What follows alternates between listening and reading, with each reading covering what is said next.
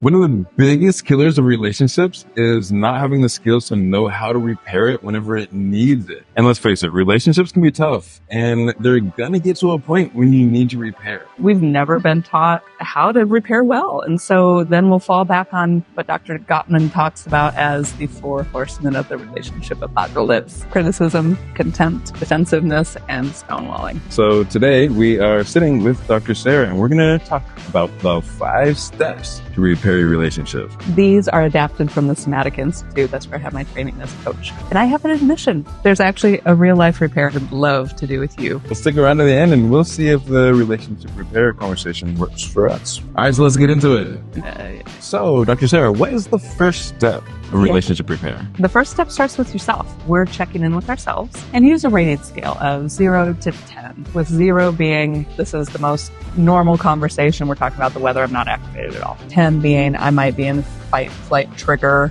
dissociation. And we generally want to be at a 3 or below. And that allows me to really be present with you in that conversation and not thinking all about whatever triggers you had before they bring it into this. Yeah. And to just recognize that we're about to have an emotional conversation. And so it is different than talking about the weather. And to remember that we're both good people and to have that assumption of goodwill and connection as we enter this conversation. Awesome. So the first step is just to get grounded and realize everything that you're bringing to the conversation. It's going to be a tough conversation possibly, so buckle up. Awesome. So what's the second step? Second step is deciding who gets to go first. And then, of course, sharing vulnerably. So within that, we both want to have our feelings heard. So that means somebody has to listen first. We get to decide how that order happens. Awesome. So you know both people are going to get to go, but it's just deciding this time is for you to talk and for me to listen. And then we get into it, sharing about our feelings using I statements and really talking not in a way that is blaming and shaming of the other person. So we're using I statements. We're talking about our feelings rather than rehashing who did what to who. All right. Awesome. So we've set the groundwork. We've got grounded. We've decided who's going first, and they're sharing vulnerably. Step 3 is listening empathetically. And this is where doing the work in step 1 is so important because that allows me to sit and really be present as you are sharing vulnerably. So as much as I can, really putting myself in your shoes, asking questions, being curious, and just being present.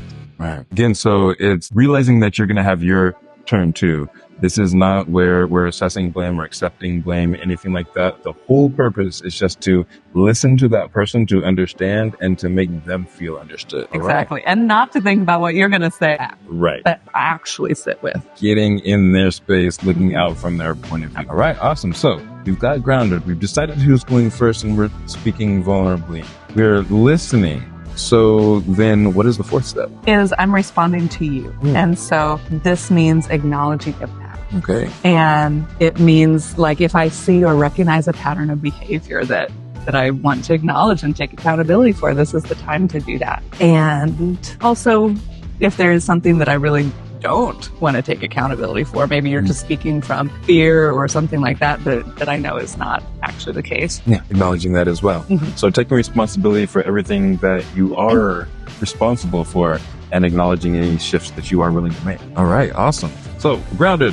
We are deciding who's going first and speaking vulnerably.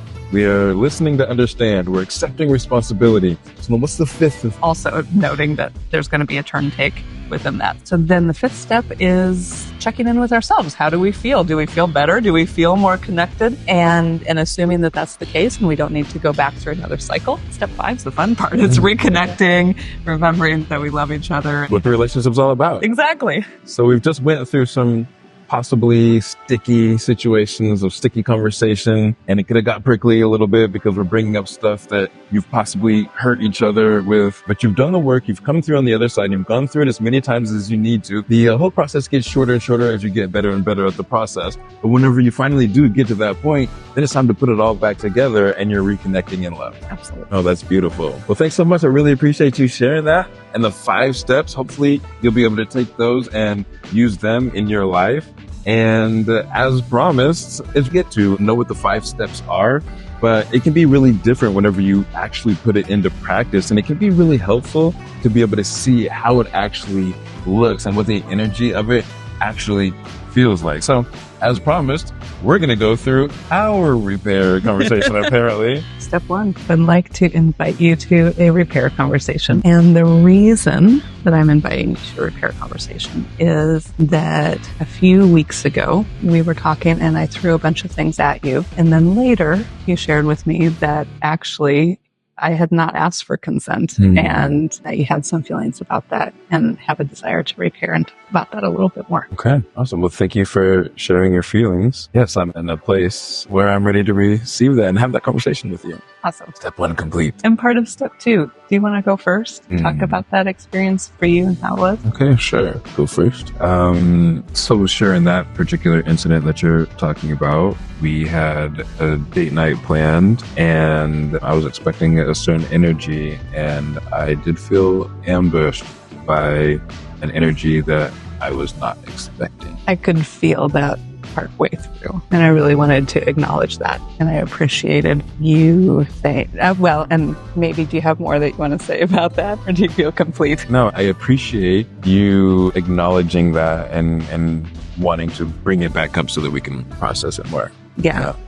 And I know that how important that is to you to really be in choice of your energy. And I was not mindful of that. I did have a lot of things that were on my mind. And I think that's such a human moment and it had an impact. And so I have a desire to do better and attune with you each and every time that we get to have a date night. Thank you. I appreciate that. I feel like we kind of did steps 3 and 4, right? Yeah.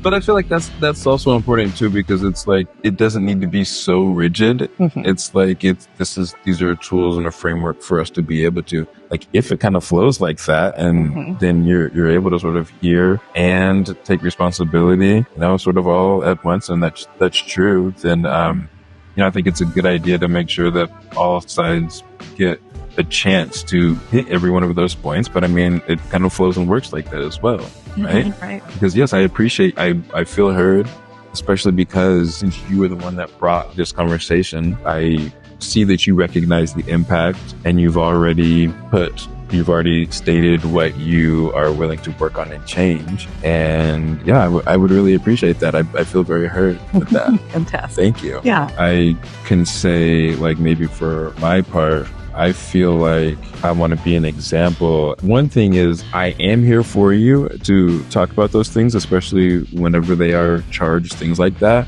I do want to work on, as you're saying, being able to have consent and be in a state where I can handle it better. And I can probably model, if I don't have the spoons, like I can say in that moment, I was realizing what was going on and I was realizing that probably needed to happen. And I did have the spoons for it then, because there was a time whenever it was like, I see this needs to happen. And I was thinking, do I? And if I didn't, then I could totally be like, hey, you know what? I don't have permission for this and I don't have the spoons for this right now.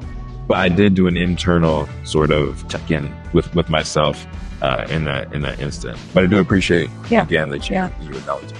And I want to acknowledge, like, I did know that. Like, I think that we both knew that a number of topics could come up. And I started at some point to recognize the energy had shifted and I was like going a lot. It was one of those, there was a lot of energy in there and it needed to come out. I was like, all right, well, we're in here. Let's go. We fell in. Yeah. But I do appreciate you bringing that to me. I'm glad that we have had time I feel like we've learned and grown from that. And I'm excited to see where else we're going to go. Absolutely. Thank you very much. Oh yeah, you're welcome. We feel like that's step 5, have we? Yeah. How do we get to reconnect? Awesome. Well, there you have it. You see the example of us in a repair conversation with a real life example of something that really happened. Hopefully this gives you a basis and some energy and understanding of how it can work for you. Work through these 5 steps. Whatever you are going to do in these relationship repair conversations with your partner, let us know in the comments, like, how it worked for you. Which parts were hard? Did you have to go back over it and do it again? And what are you looking forward to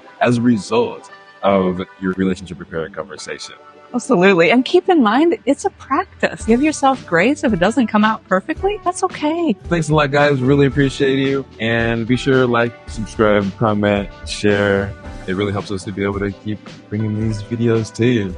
And it really means a lot to us. So thanks a lot. Remember, bliss is your birthright. Zoom out.